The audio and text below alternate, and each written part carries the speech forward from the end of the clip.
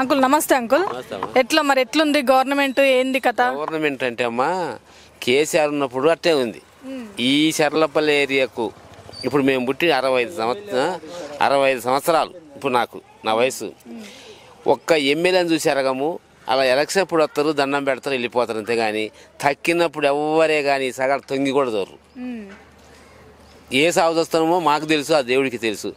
ఈ బతుకమ్మ పండుగలు అయితే ఈ మొత్తం లైట్లు అయితే కరెంటు వాళ్ళకి ఫోన్ చేస్తే ఆమెకు మేడానికి ఇదిగో ఇప్పుడు వస్తున్నా, ఇప్పుడు పంపిస్తున్నాను, గతే లేదు. చిన్నపిల్లల పాప రాత్రులు ఆడుకున్నారు, ఆ ఇండ్ల నుంచి లైట్ తెచ్చుకొని ఆడుకున్నారు. ఏం పరిపాలన! ఆ కార్పెంటర్ ఆమె ఎవరో, ఇంతకు అడ్రస్సే లేదు. అయితే ఎక్కడ పోతే ఆమె అడ్రస్ రావట్లేదు. ఇక్కడ ఎట్లా ఒకటి కేసీఆర్ చేసింది ఏంటంటే, ఒకటి ఇక్కడ ఒకప్పుడు ఇదంతా అడివి ఉండే, స్టేషన్ గురికే వాళ్ళం. కేసీఆర్ గవర్నమెంట్ ఉన్నప్పుడు బీఆర్ఎస్ గవర్నమెంట్ కేసీఆర్ రాకముందు ఎంత అడివి ఉండే, స్టేషన్ గురికే వాళ్ళం నీళ్ళకు.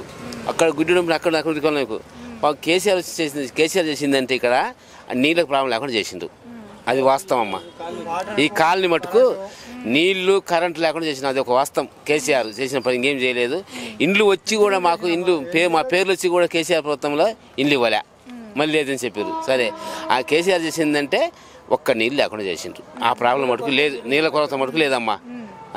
ఈ కాంగ్రెస్ ప్రభుత్వం వచ్చినాక ఈగో అంటున్నాడు, ఈగో అంటున్నాడు, ఏ గతి లేదు. ఇప్పుడు మాలంటే ఎట్ట బతకాలా?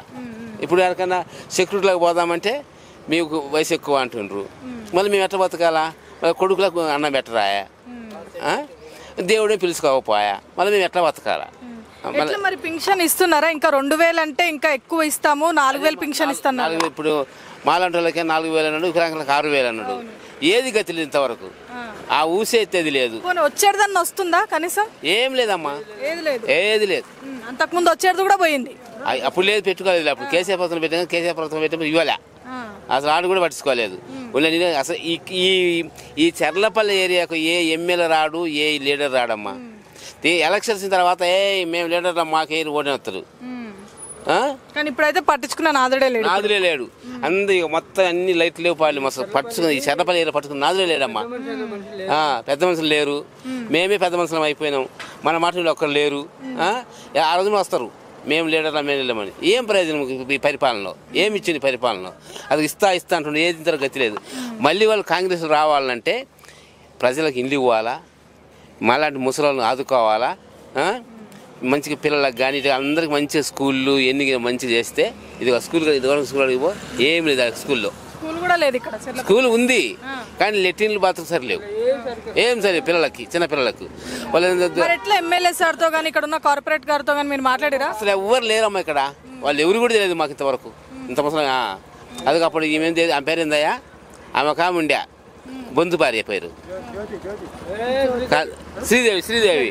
ఆమె వస్తుంది ఉంటుంది, ఆమె వస్తుంది కానీ ఆమె ఎప్పుడు పోతుందో మాకు చక్కగా గడమికి పోద్ది, ఇంకా వెళ్ళిపోద్ది. అంతేగాని ఆమె ఎప్పుడు తెలియదు మాకు. ఆమె బాధలేంది ఇక్కడ ఏంది ఏం పట్టించుకోరు, ఎవరు రారమ్మ ఇక్కడికి. ఆ ఎలక్షన్ అప్పుడు వచ్చి మటుకు అది చేస్తాం ఇది చేస్తాం మీకు అది ఇది అంటారు. ఎవరు పిల్లలకు రారు ఇక్కడికి.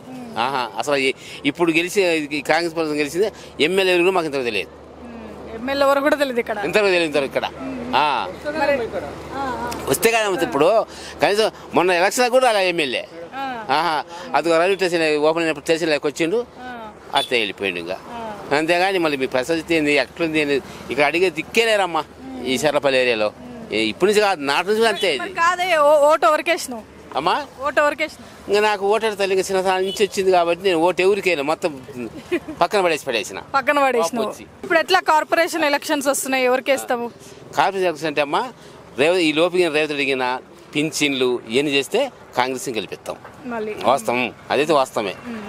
ఎందుకంటే మేము మొత్తానికైతే ఇప్పుడు మనం చూసుకున్నట్లయితే రేవంత్ రెడ్డి పరిపాలన బాగుందా లేదంటే మన కేసీఆర్ గారు ఉన్నప్పుడు బాగుందా? ఏది బాగుంది?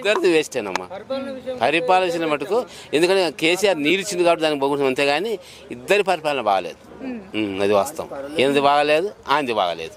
ఆయన ఇచ్చింది ఏమి లేదు, ఆయన వచ్చి అదే ఒకటి ఆ నీళ్ళు ఒకటి చేసింది. అదొకటి. ఇప్పుడు రేవంత్ రెడ్డి గారు ఏం చేస్తున్నారంటే ఢిల్లీకి పోయి మస్తు చేసిన, నేను మస్తు డెవలప్మెంట్ చేసిన ఇప్పుడు అని చెప్పేసి చెప్తుండే కదా.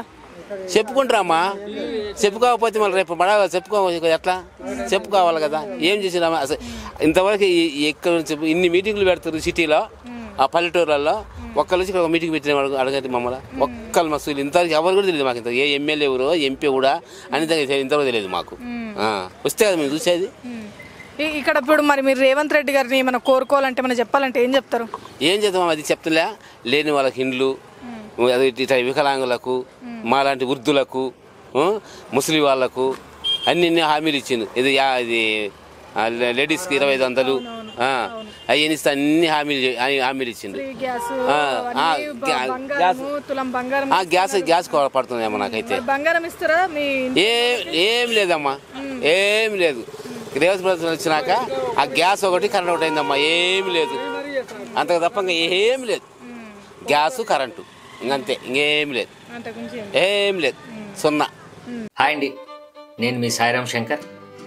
Please subscribe JR7 media. JR7 టీవీని సబ్స్క్రైబ్ చేయండి, షేర్ చేయండి, లైక్ చేయండి, కామెంట్ చేయండి.